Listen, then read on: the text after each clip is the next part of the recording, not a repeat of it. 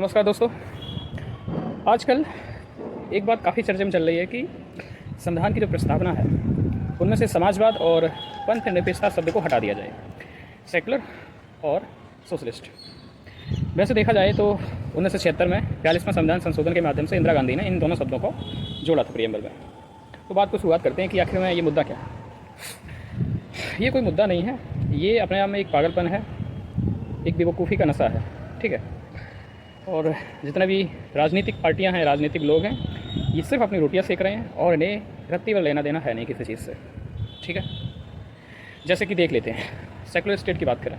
भाई secular state को 1976 में जोड़ा गया, लेकिन सेकुलर वाली जो भावना थी वो तो संविधान में पहले से ही थी।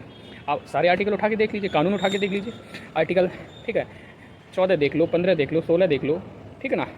आप 19 देख लो, 21 देख लो, 20 देख लो, 22 देख लो, 25 लेके 28 देख लो, DPS 3 देख लो, यूनिफॉर्म सिविल कोड, ये सारी चीज़ें, CRPC हो, CPC हो, ये सब कानून सभी नागरिकों पर समान रूप से लागू होते हैं, चाहे वो हिंदू हो या मुसलमान हो या कोई और हो, ठीक है ना। तो 1976 में इंदिरा गांधी के समय केवल इस बात को स्पष्ट कर दिया गया कि हम एक पंथ निरपेक्ष राष्ट्र हैं, वी आर सेकुलर स्टेट। इससे ज़्यादा कुछ नहीं किया गया और उस शब्द को जोड़ने से कोई संविधान में बदलाव भी नहीं आया, क्योंकि आपके अंदर जो चीज़ थी उसी का प्रक्षेपण है बाहर, ये, ठीक है ना, और कुछ नहीं है।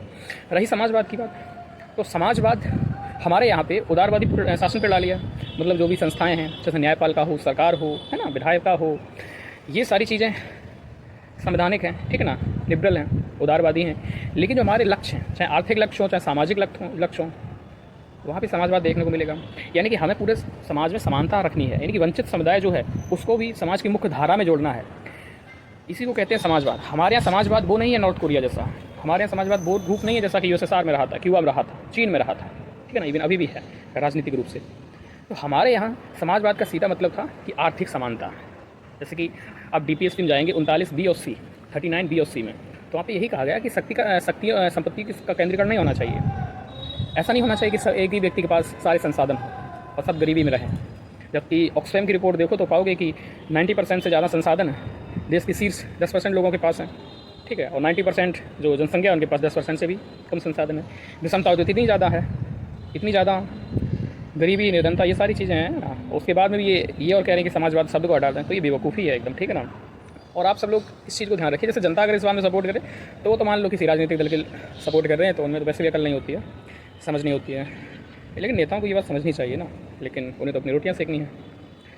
और सबसे बड़ी बात यह है कि जो विभाजन की राजनीति करता है, अभी वो कहेगा कोई हिंदू राष्ट्र बना लो, जो विभाजन की राजनीति करता है या जिसके अंदर ये स्पिरिट होती है डिवाइड करने की, तो वो केवल हिंदुओं तक ही नहीं रुकेगा कि हिंदुओं को सबसे अलग रख लो, ऐसा नहीं है। वो फिर जातीय डिवाइड करेगा, जाति के आधार पर, उपजातियाँ हैं उनके आधार पर डिवाइड करेगा।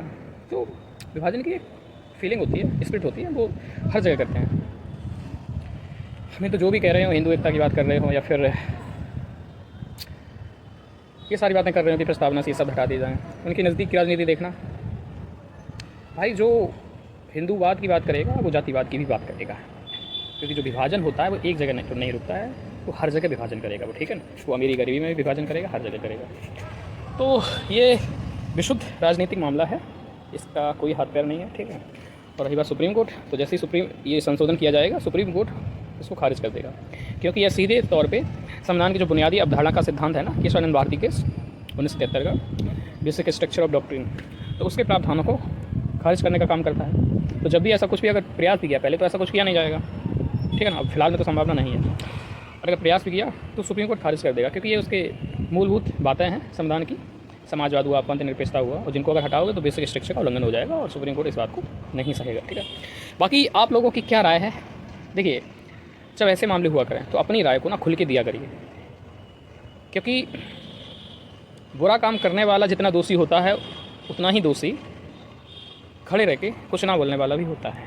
तो अपनी अपनी बातों को रखिए, आप लोगों का क्या सोचना है, और थोड़ा सा देखो इंसान की तरह सोचना, ठीक है, आपको जवाब मिलेगा, ठीक है। ठीक है, मिलते हैं शाम को, मिलते हैं क्लास में। Okay, thank you, all the best.